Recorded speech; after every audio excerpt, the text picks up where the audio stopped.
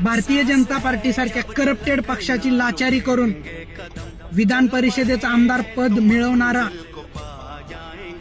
सदाभाऊ खोत यांचा मी जाहीर निषेध करतो। कारण त्यांनी काल परवा देशाचं भविष्य असणाऱ्या जंतर मंतरवर आंदोलन करणाऱ्या भारत देशाच्या तमाम विद्यार्थ्यांना आतंकवादी म्हणून संबोधलं। सदाभाऊ खोत, विद्यार्थी हे देशाचे आतंकवादी नाहीत हे लक्षात ठेवा।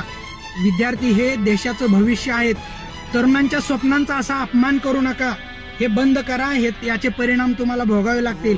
तुमच्या राजकीय स्वार्थाची पोळी भाजण्यासाठी देशातील तरुणांवर, देशातील विद्यार्थ्यांवर आरोप करणं बंद करा। विद्यार्थ्यांचा अपमान आम्ही कधीच सहन करणार नाही। शिक्षण हक्क हा गुन्हा असेल तर तो आम्ही 1000 वेळा करू, पण तुम्ही गपगुमानं भारत देशातील ज्या विद्यार्थ्यांना तुम्ही सर्व विद्यार्थ्यांना आतंकवादी म्हणून संबोधलं त्या विद्यार्थ्यांची माफी मागा, अथवा याचे परिणाम तुम्हाला भोगावे लागतील। सदाभाऊ खोत, विद्यार्थी एकता जिंदाबाद। जय हिंद।